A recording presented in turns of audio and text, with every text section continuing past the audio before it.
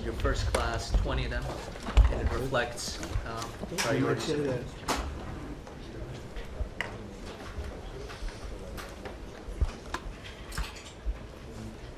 Good job, I watched you. On television. How are you? Well, thank you very much. We're going to have a little session today on the ambassadors. It's a group of people that were selected. They're doing very well. They're very far along in the process. And they're going to each introduce themselves and talk about the country that they're going to. They might say a little bit about themselves also, because people are very interested in that. We're also going to sign right now some executive orders, and Will, if you would come forward? Yes, sir. I'll start thinking about signing them, right? A few things for you today, sir. First, we have a pardon for Devin Archer. Devin Archer was a former business partner of the Biden family. He's was prosecuted relating to a fraud investigation, but notably the tone and tenor of that prosecution changed dramatically after he began to cooperate with congressional investigators and serve as a witness against Hunter Biden and the Biden family. We believe that was an injustice, and therefore we're asking you to pardon him. And many people have asked me to do this. They think he was treated very unfairly. And I looked at the records, studied the records, and he was a victim of a crime, as far as I'm concerned. So we're going to undo that.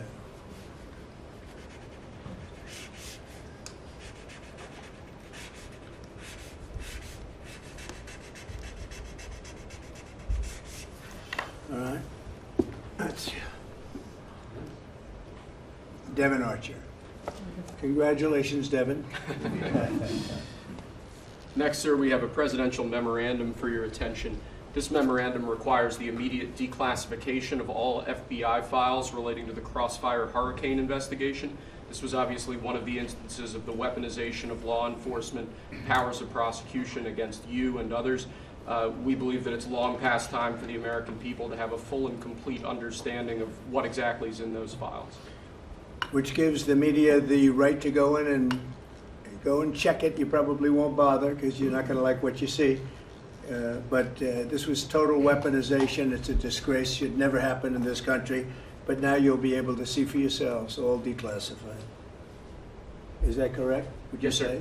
All declassified? Yes, sir. Everything? The FBI file with there's a classified annex, but other than that, this will put everything in the public eye. Is anybody going to look? Huh? What about you? You going to look?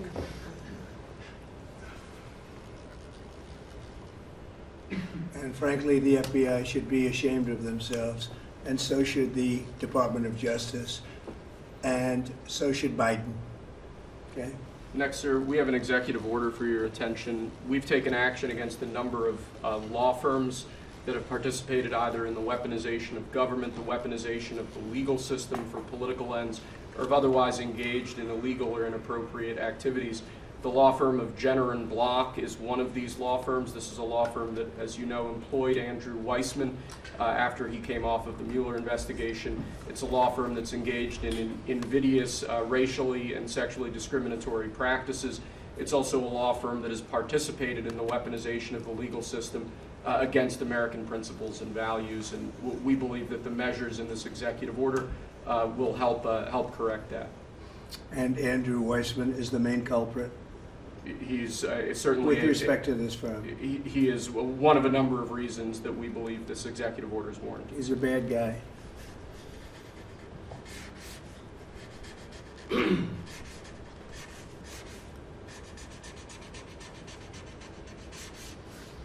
Okay.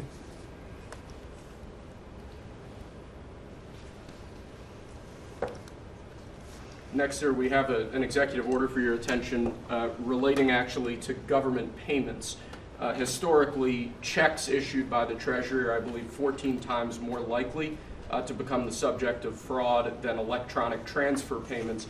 This is an executive order that's going to push the Treasury Department to modernize its payment system to ensure that where possible they're using electronic methods of payment as opposed to paper checks in order to reduce waste, fraud, and abuse in the government.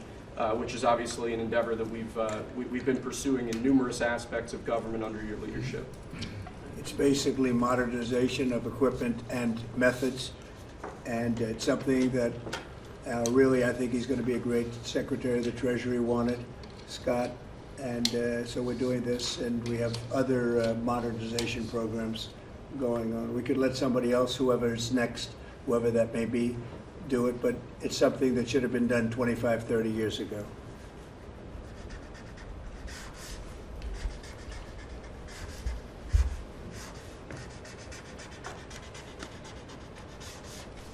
Okay.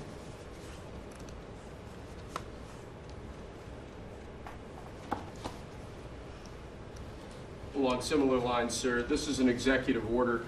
We're calling it Protecting America's Bank Account.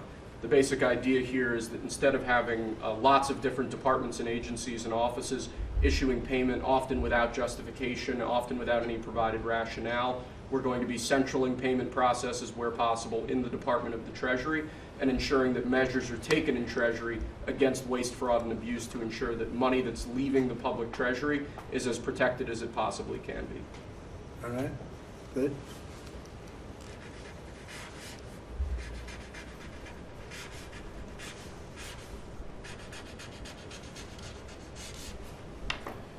Many of these things should have taken place decades ago or longer. Lastly, sir, we have an executive order for your attention on the very important subject of election integrity. We believe that this executive order is the farthest reaching executive action taken in the history of the Republic to secure our elections. Among numerous other aspects of this executive order, this is going to cut down on illegal immigrants on the voter rolls, ensure that the Department of Homeland Security and the data that they have available is being fully weaponized to ensure that illegal immigrants aren't voting. This will include a citizenship question on the federal voting form for the first time. This executive order instructs the EAC to cut federal funding to states that don't take reasonable steps to secure their election. This calls on the Department of Justice to vigorously prosecute election crimes, particularly in states that we don't believe are in compliance with federal law around election integrity. I could go on and on for a while, sir, but compliance with national election day rules, cracking down and investigating and prosecuting foreign interference in our elections, revoking President Biden's Executive Order 14019, which essentially weaponized government to corrupt and pollute our election process. There's a lot in here, but we believe that these are very important steps that we need to be taking as an administration at your direction to ensure that our elections are as secure as they possibly can be. Okay, you all understand that? Yes. Election fraud, you've heard the term. We'll end it, hopefully. At least this will go a long way toward ending it. There are other steps that we will be taking in the coming weeks, and we think we'll be able to end up getting fair elections. Perhaps some people think I shouldn't be complaining because we won in a landslide, but we got to straighten out our election. This country is so sick because of the election, the fake elections and the bad elections, and we're going to straighten it out one way or the other.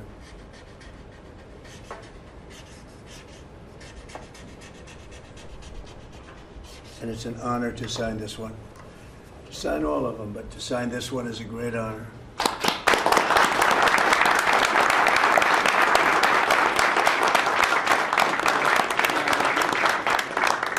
Thank you very much. Sorry, sir. So we're going to go around the room a little bit quickly, and we're going to introduce these very outstanding people. They've had, in all cases, outstanding careers. They're very incredible people that are going along as rapidly as the system can go along. We're ahead of, I guess, anybody else thus far. So I want to thank John Thune. He's done a very good job, and the whole Senate. We're being delayed as much as possible by Democrats, but that's standard. It gets to be just standard. But the process is moving along very quickly. So, Sergio, just say hello, and then we'll introduce everybody. Absolutely. Sergio Gorham, Director of Presidential Personnel. It's been an absolute pleasure again to know every one of you every step this way. As the President said, we're at a record pace. We have more nominees today from the Senate than at any previous point, over 70, and that's a record in 2 months. And we're proud of that, and we're determined to ensure the world has America First patriots in all of our posts. Charles Kushner. I'm going to France and Monaco, and proud to serve under the greatest president of our country. Very proud to serve. Thank you, Joe. James Blair, honored to work here in the White House as Deputy Chief of Staff. And Mr. President, I think that all of these successful people would want to go serve the United States under your leadership as a testament to your vision and leadership. Thank you, James. I'm David Perdue. I'm going to the People's Republic of China. And it's my honor to represent President Trump, people of America, and represent our interests and values in China. I'm Leah Campos. I'm going to represent the President in the Dominican Republic. Mr. President, thank you for the honor to serve you in the Thank you. Thank you. Mike Waltz, National Security Advisor. Look forward to working with every one of you on behalf of the President, his leadership, and the American Thanks, people. John Arrigo. I am going to the Republic of Portugal, and I'm very excited to do so and serve on what I consider one of my closest friends and one of the best presidents this country has ever had. Thank you. Kevin Cabrera, nominated to be Ambassador to Panama. It truly is an honor, President, to be part of your administration. Thank you. Tom Barrett, nominee to the Republic of Turkey. Delighted and honored to be with you, Mr. President, in that host country, which is one of the most ancient in civilization, is in search for your peace, prosperity, and security program. Thank Good you. place. Good Mr. place. President. Good leader, too. Yeah, Mr. President, thank you. It's an honor. I'm Pete Hookster, you know that. Yeah. But I am going to Canada. I look forward to serving you in Canada and your agenda. And you're doing a great job. Thanks, Pete. Juan Johnson, sir, thank you for the nomination to represent you and the United States to the United Mexican States. And I'm really encouraged by some of the conversations you've had with President Sheinbaum recently and to the increase in support that we've seen out of her government along our border on the important issues. So thank you, sir. They have stepped it up a lot, Yes, sir. Mexico and Canada, so see how it works, right? Yes, sir. Thanks. Matt Whitaker from Des Moines, Iowa. I'm proud to, as soon as I'm confirmed, go represent you at the North Atlantic Treaty Organization. Okay, thank you, man. George Glass, on my way to Japan. Previous administration, I served for you in Portugal. It is a great honor to be able to do this the second time. Thank you very for much. the opportunity. Thank you, George. President Trump, my name is Ken Howery. I'm your nominee to be Ambassador to the Kingdom of Denmark, a very close partner and ally. I served for you last time for the Kingdom of Sweden. I want to thank you for the faith you've placed in me as your nominee to Denmark. Thank you. Thank you very much. President Trump, thank you for the honor of a lifetime. My name is Stacy Feinberg, and hopefully I'll have the honor of serving in Luxembourg. And I think this is the greatest presidency and the greatest time in history, and it's all because of you. Thank you very much. Nicole McGraw, nominated to serve in Croatia, and it's such an honor to be here with you today and to serve you and the American people. Thank you. Thank you very much. President Trump, thank you very much for your nomination to the Republic of Chile. And let me tell you, Border Patrol agents are so thankful for everything that you've done for them. But That man knows more about the border than anybody, I want to tell you. Thank you. President, it's a great honor. Thank you very Thanks. much. Good Good luck. afternoon, Mr. President. Brian Birch. If I'm confirmed, I'll be representing you at the Holy See. And Catholics are very proud of your work. Your team is doing an excellent job, so thank you. Very honored to serve. Thank you very much. Mr. President, thank you again for the honor, the greatest privilege. My name is Summers Farkas. I will serve this great man at the Republic of Malta. Thank you, sir. Thank you, Mr. President. Joe Popolo from Dallas, Texas. Very proud to serve you at the Kingdom of the Netherlands, the very first country to recognize the United States 250 years ago. Thank you. Thank you. Mr. President, if I'm confirmed, I will be representing you in the state of Israel. It will be an extraordinary honor, and you've done more for Israel than any president in any time of its history, and we are grateful. And I'm hoping I'll get to be there by Passover. Thank you, Mike. And Mike is an outstanding guy. They all are. Mike, I think he's going to do wonders for Israel. He actually probably gets along with both sides, and that'll be interesting to see. But the world is watching you, Mike, so good luck. Thank you, Mr. President. Good luck. You're going to do well. Thank you very much. Mr. President, thank you for this great honor to serve the Republic of Italy and San Marino. I'm so looking forward to going over there and working with that great ally, and for the pleasure to serve you Your staff has been great working with us and have done a great job, and we really appreciate them. Thank you, sir, Thank for you. pushing this along. Have a good time. A really good time. I'm Warren Stevens from Little Rock, Arkansas, and I have the honor to represent the President and the United States in Great Britain and Northern Ireland, and to be chosen to go to such an important ally of ours is, I know, sir, and I'm looking forward to it, but thank you for the honor. You're going to do fantastically. These are tremendously successful people, and you two guys, and then you add on Mike. I think they have a little more money than Mike, but he's got some other advantages. He's got some other, like upstairs, he's got some big advantages. Yeah, he does. It's very exciting. It's really exciting to have all of you. Would you have any questions, media, for the people that you just saw? So outstanding, and I thought it would be nice to bring them before you. And so if you have any questions, please. I wanted to ask you about the talks in Saudi Arabia. It sounds like you made some progress on the Black Sea ceasefire. Yeah. Could you update us on that? What happens now? So we've made a lot of progress on two fronts, on both sections that we call them sections, but they're much more than that, Russia, Ukraine, and also the Middle East. And we'll see what happens. We're in deep discussions with Russia and Ukraine. And I would say it's going well, but it's a situation we should have never had to even think about. Should have never happened. And on the Middle East, that's been going on for a lot of years, centuries and centuries. It just keeps going. And we are making a lot of progress, so that's all I can report. But some very, very big talks are going, and detailed talks are going on right now on both fronts. Mr. President, you said that your national security advisor learned a lesson after a Wait reporter... a minute, excuse me, I didn't pick you. Go ahead. Mr. President, the ceasefire agreement that was broken today allows for third-party countries to help implement the agreement. What does that look like, and who's going to be involved? The ceasefire agreement? Yes, the maritime ceasefire agreement between Russia and Ukraine. Well, they're going to get together. Look, it's they agreed to something, and it got broken. There's tremendous animosity. There's a lot of hatred, as you can probably tell, and it allows for people to get together, mediate it, arbitrate it, and see if we can get it stopped, and I think it will.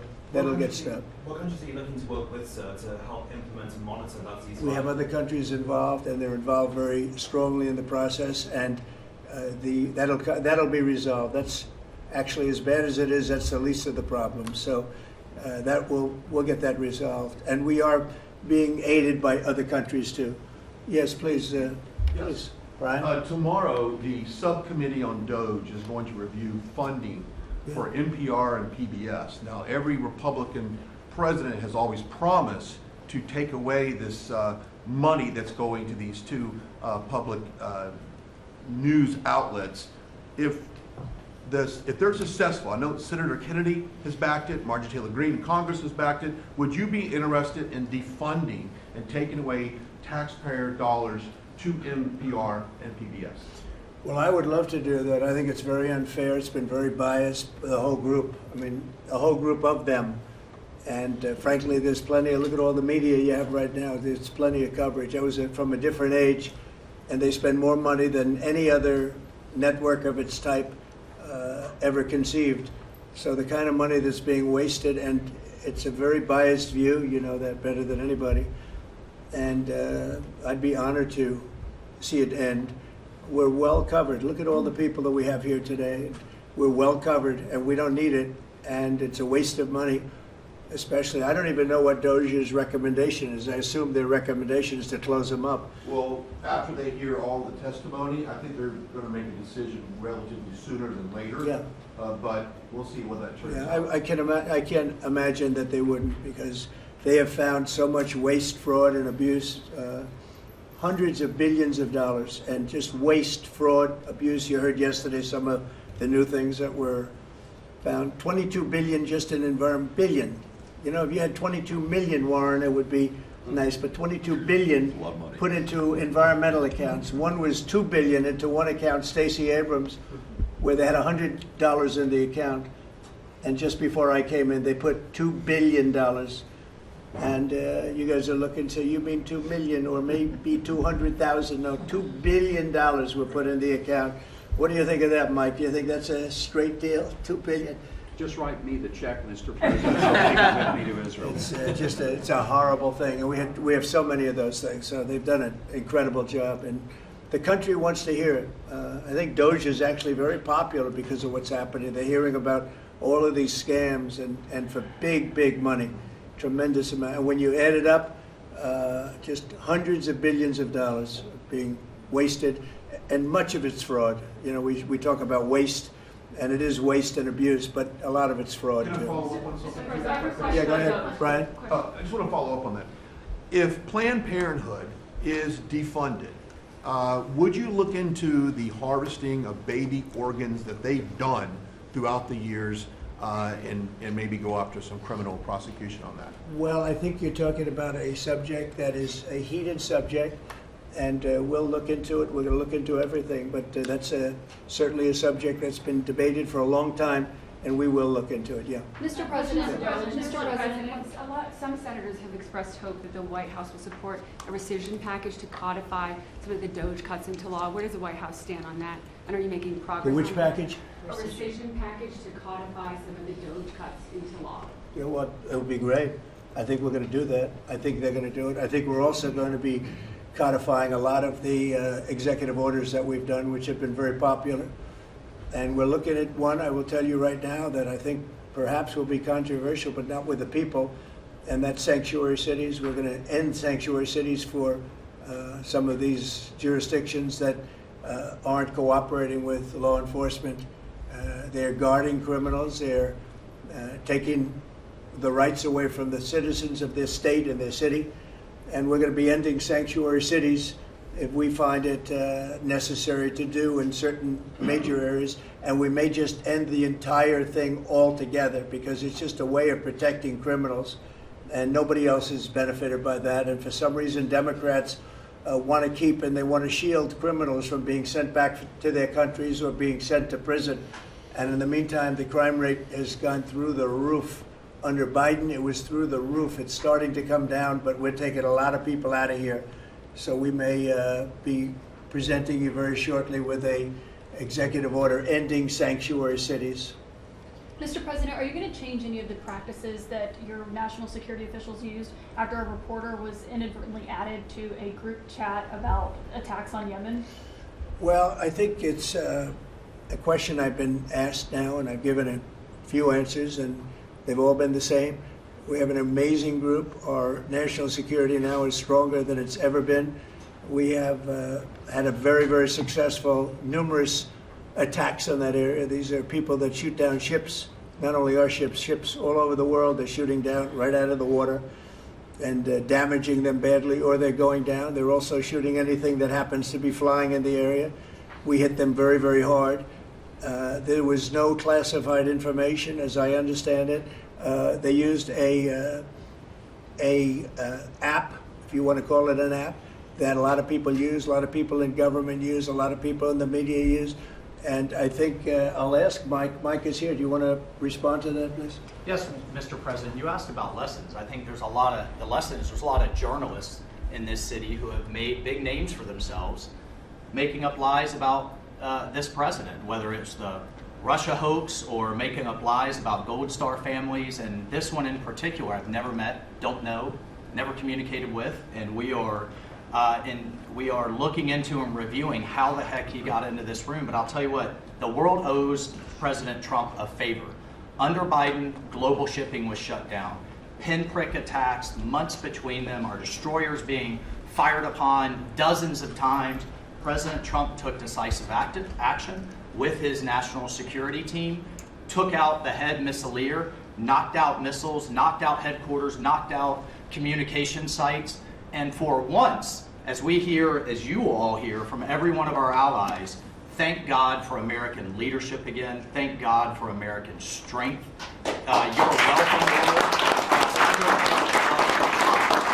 And look, we had a national security team that was coordinating these efforts. As Director Radcliffe testified today, His first day on the job, he was introduced to this app on his government systems at the CIA and at the State Department and otherwise. So, look, this journalist, Mr. President, wants the world talking about more hoaxes and this kind of nonsense rather than the freedom that you're enabling. And a key part of our sovereignty is open sea lanes and knocking the crap out of terrorists, which is exactly what your team and Pete Hegseth, a good friend and fellow veteran, is leading the charge on, and it's an honor. We had a very, very successful, excuse me, we had a very, very successful evening, and we've had numerous successful evenings and days in that area. The Houthis are absolutely on the run. The worst of them has been killed.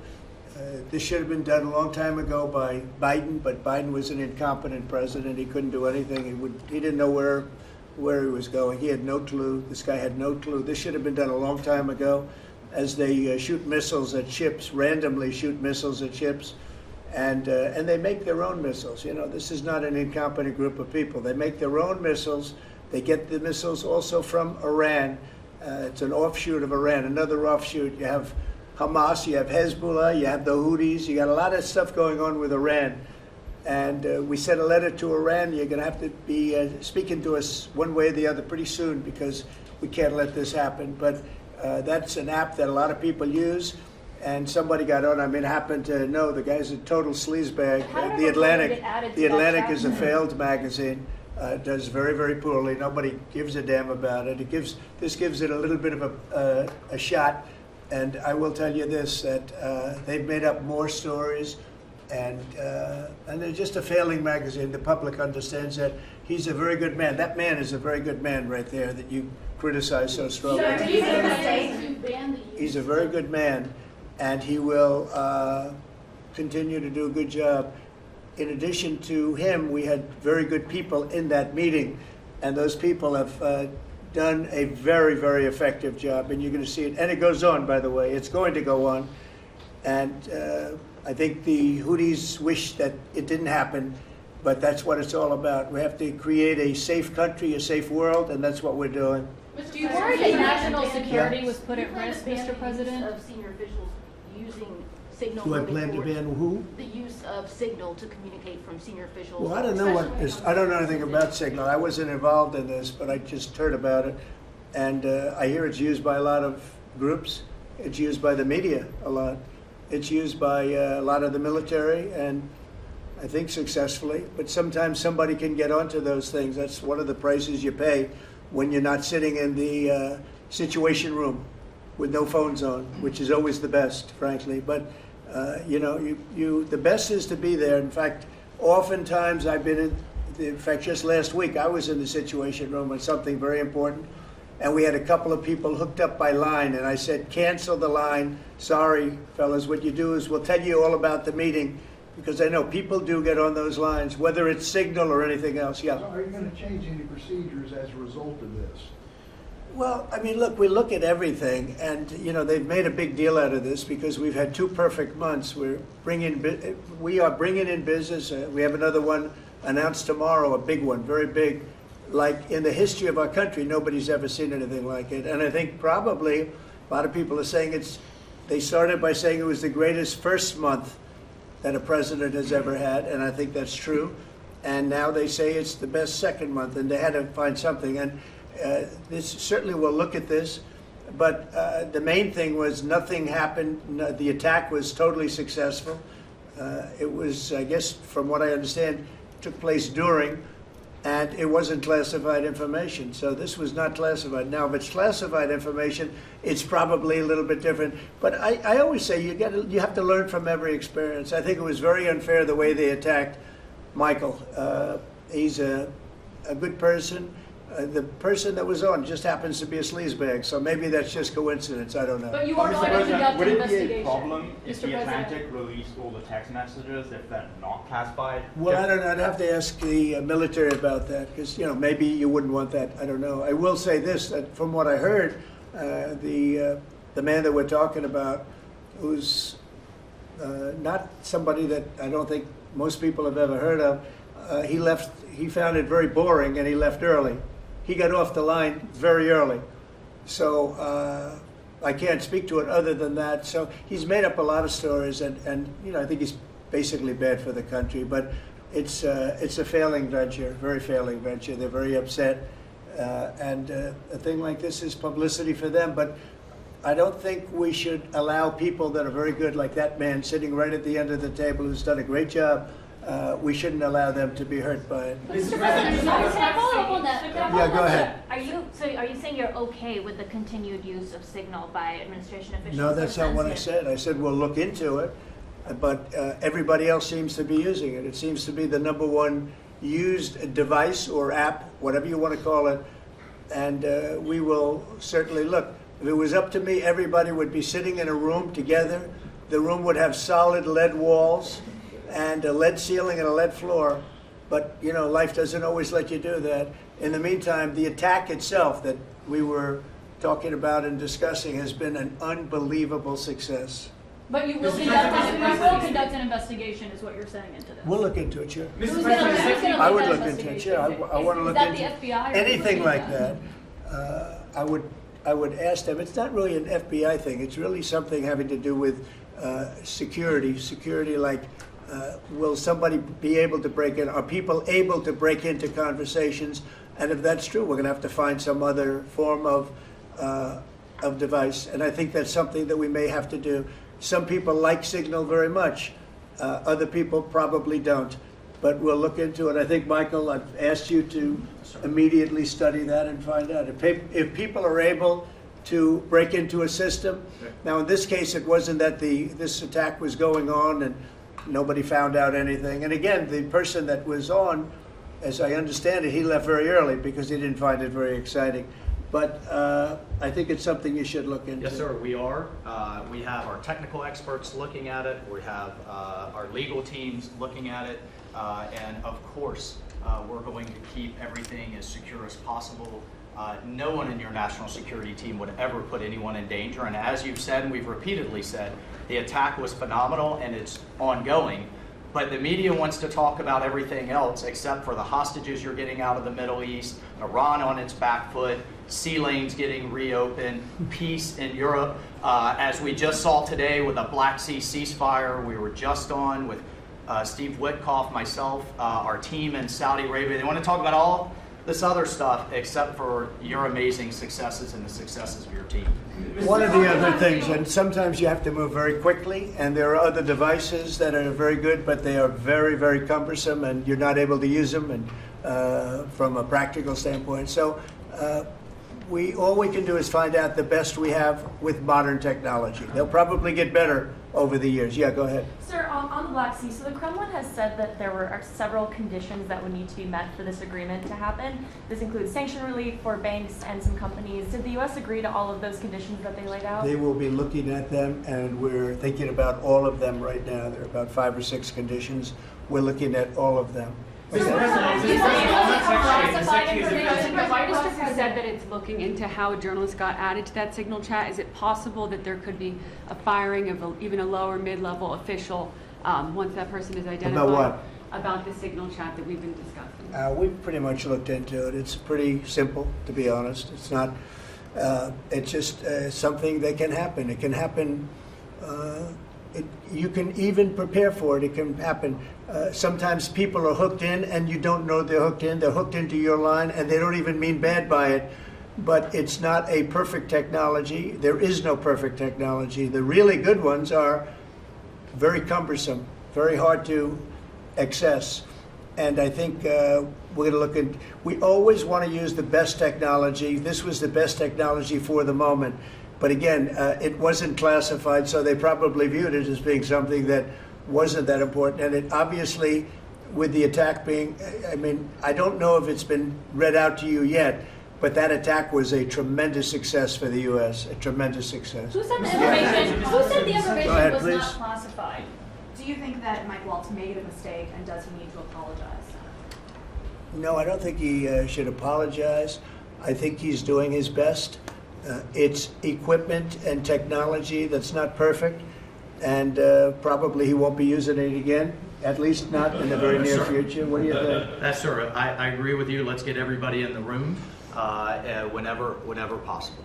A lot of times you find out defects by exactly things like that, but I don't think it's something we're looking forward to using again. We may be forced to use it. You may be in a situation where you need speed as opposed to gross safety, and you may be forced to use it, but generally speaking, I think we probably won't be using it very much. The Secretary of Defense, on that chain, the Secretary of Defense, Pete Hegseth, and J.D. Vance, the Vice President, said that the Europeans were freeloading. Do you agree with that assessment? Do you really want me to answer? Yeah, I think they've been freeloading. The European Union's been absolutely terrible to us on trade, terrible. And as you know, NATO, I got them to pay hundreds of billions of dollars. They were way behind. And if you look if you look at Ukraine, so we're in for $350 billion because of Biden. Should have never happened, this war. All these dead people should not be dead. All these broken cities that are demolished down to the ground, those gorgeous towers, the most beautiful in the world, the most beautiful spires in the world. The spires in Ukraine were said to be the most beautiful of all. Just about every one of them is lying on its side in a million pieces. It's so sad to see what's happened to a heritage. No, I think that when they say the European Union and you could say NATO also. Look, NATO, and I don't blame NATO for this. I don't blame Europe for this. I blame Biden for the fact that he didn't make them equalize.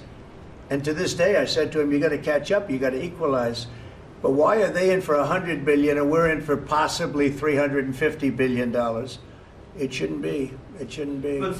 And you could say more important for them because we have an ocean in between. So, you know, it's one of those things. You'll be seeing Liberation Day. I call it Liberation Day in America. You're going to be seeing it on April 2nd. Didn't want to do it on April 1st for the obvious reason, April 2nd. But you'll be seeing tariffs. And I think I've been very fair. I have them set. But I think I've been very fair to countries that have really abused us economically for many, many decades. Mr. President, who told you that information was not classified?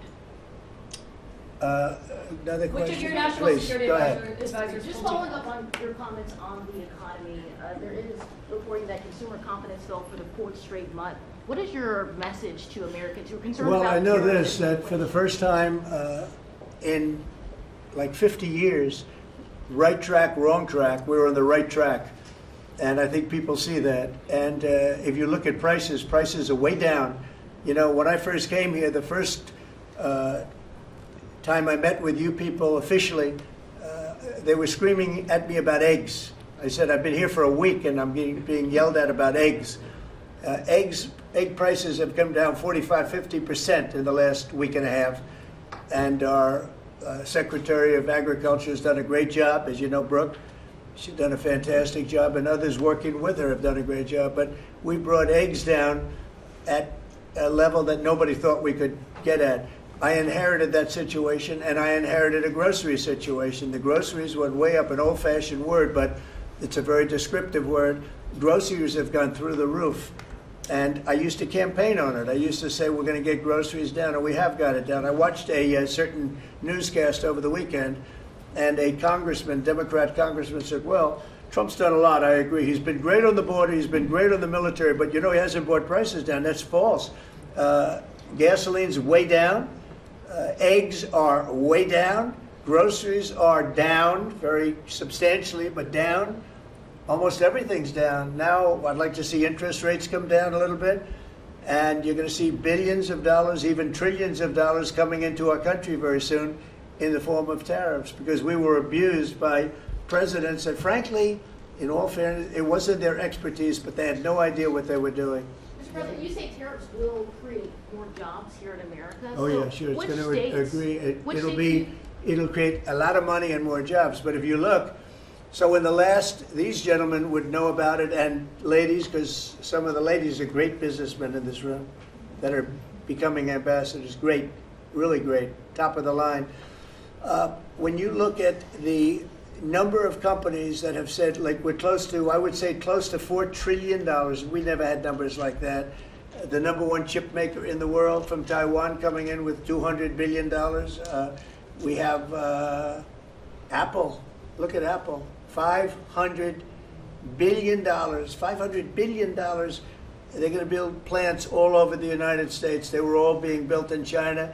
You have many, many companies, and maybe above all, you have the car companies coming in at levels that nobody's ever seen before. We have Honda is opening up one of the biggest plants in the world in Indiana, and many car companies are coming in. We have AI. We're leading China by a lot in AI, and we're going to keep it that way because we've made it very good for them, and we're going to protect them. Once they're here, we'll protect them through taxes, through incentives, and also through tariffs. Thank you very much, everybody. Thank you very much. Thank you.